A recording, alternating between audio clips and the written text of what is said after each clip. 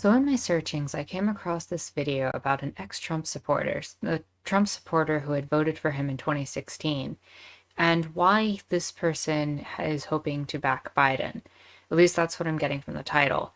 I haven't watched the video, but I kind of think that this is an important perspective to take a look at, especially for us on the left. Why is it that there would be someone who voted for Trump in 2016 but doesn't really care for him in 2020? Who made that shift and why? And I think that's important for a number of reasons because as this cult of Trumpism and this cult of personality around Trump and the movement towards fascism continues in the Republican Party, we're going to want to try to find people like this person and try to maneuver them more to the left. Maybe we don't get this particular person to the left, right? Maybe we get them to the center. Maybe there's people in the center that we move left. But if we can generally move people to the perspectives that are further to the left of their current positions, I think that we're better off. So understanding why this person did what they did might help influence people that we might not have even considered reaching. So let's take a look at why this is.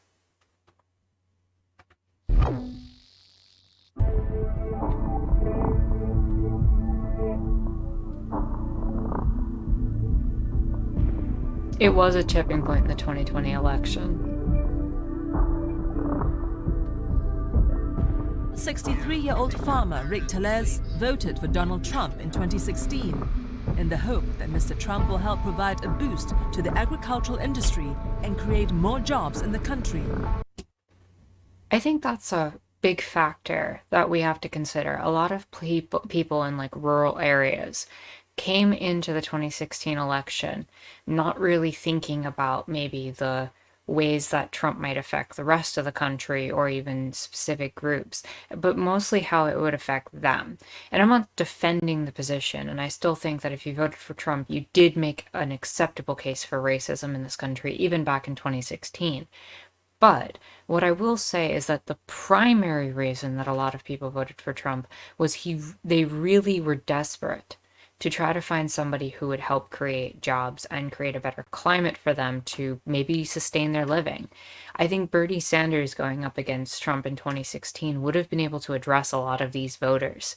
And I think that had he gone against Trump, I think he would have won. And I think these are the types of people that he would have been able to potentially reach.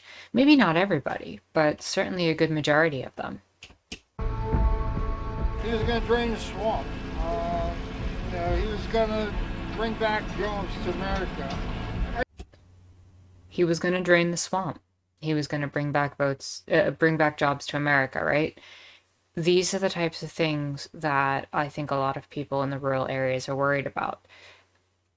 And maybe we need to take a lot of that more, into consideration when we're trying to move people further to the left. I think that idea of draining the swamp and clearing corruption, we on the left tend to believe that the, Barack Obama administration was pretty corrupt in a lot of ways. So, I can't speak to why this particular person adheres to this, but the idea of draining the swamp was a really brilliant tactic on Trump's part in 2016. The idea that he would somehow be moving against the establishment, right? And he was able to pull that off brilliantly against Hillary Clinton. Again, Bernie Sanders, he probably wouldn't have been able to do that, right? So that kind of removal from corruption, that populism, that idea of Bernie and Trump, that they could kind of bring themselves out of that establishment, seems to be something important to this guy. That's the first thing that we see from him. I had no reason not to vote for him. To me, he was going to be a change. Something from the same old, same old. It didn't take long to realize I made a mistake.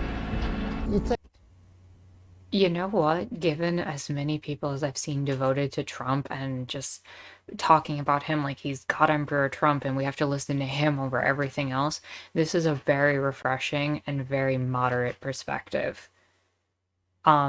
The fact that he felt like he had no choice but to vote for Trump because maybe Trump would change something. this is the kind of thing that he was adhering to in 2016, right? Like Trump, what he was adhering to, he was trying to bring about these people who were very desperate. And I think this is somebody who really speaks to that message.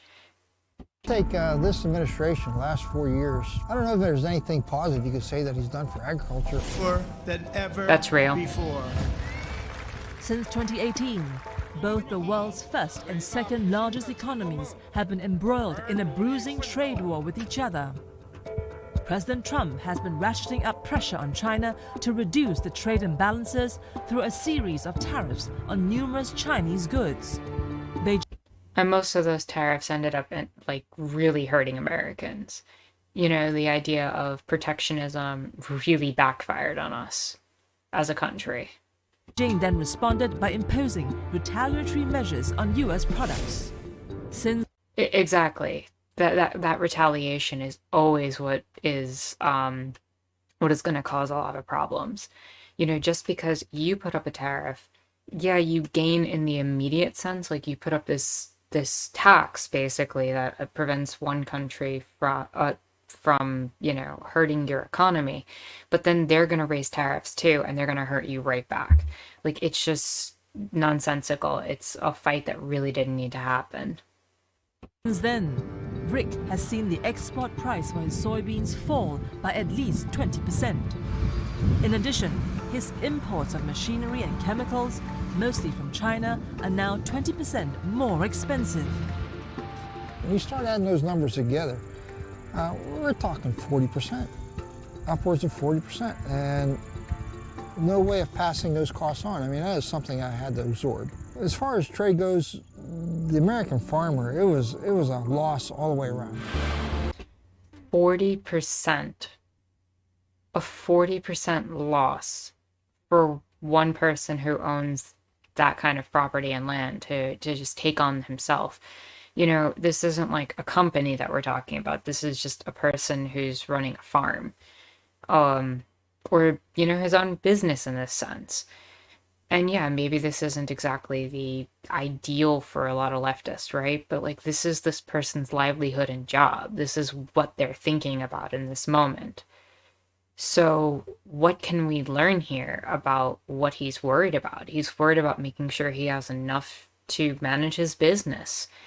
And Trump's economy and economic moves have hurt him. But again, he went to Trump in the first place because he was already hurting. So now he's hurting even more.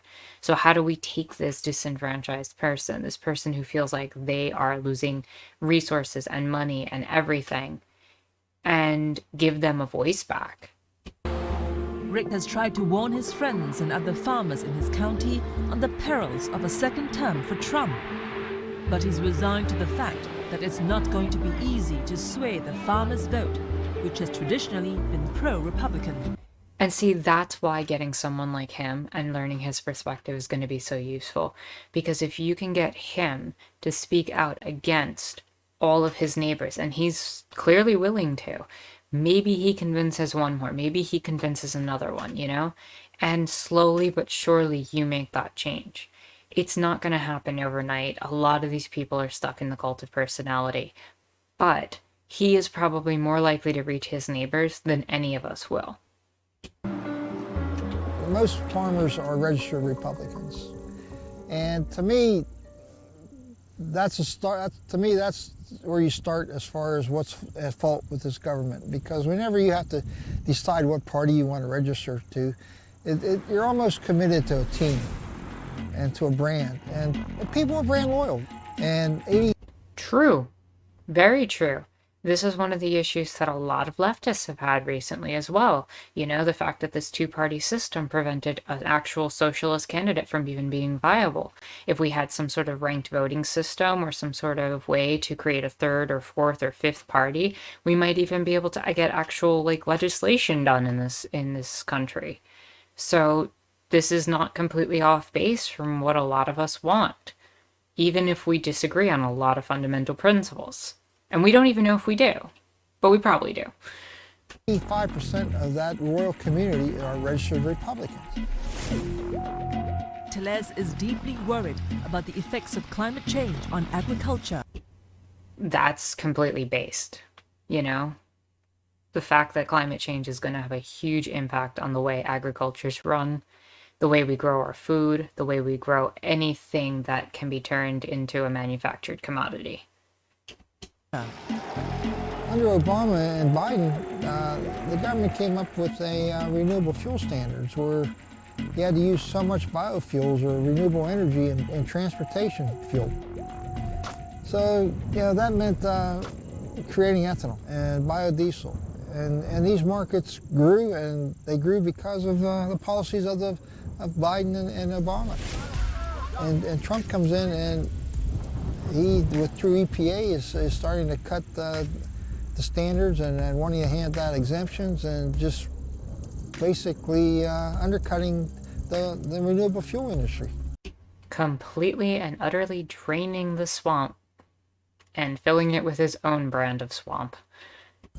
It affects me, it affects my price on my commodities, but hey, it affects everybody, worldwide. He sees the last 4 years as nothing but a trail of lies and failures on the part of the Trump administration.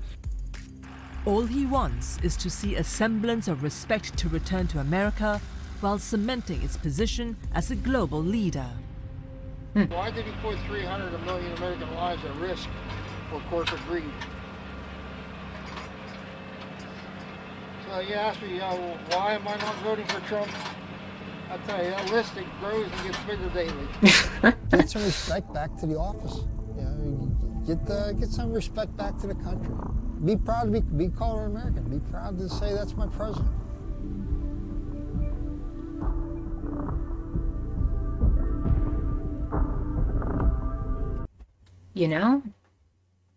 That's not entirely an unfair statement, especially from someone in his position. He wants the country to be better. He wants his livelihood to be better. He wants his way of life to be better. And generally, I think that's the perspective that most leftists need to be taking. Like, how can we make the lives of most people better?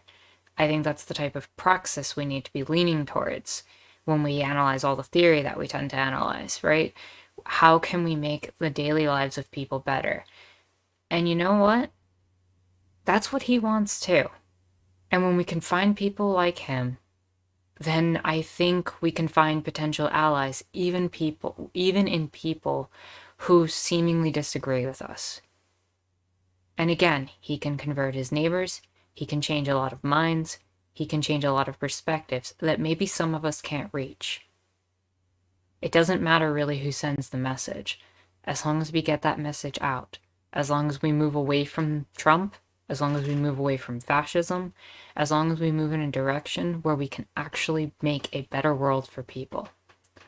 And with that said, my name is Anarchistara, and I hope you enjoyed watching.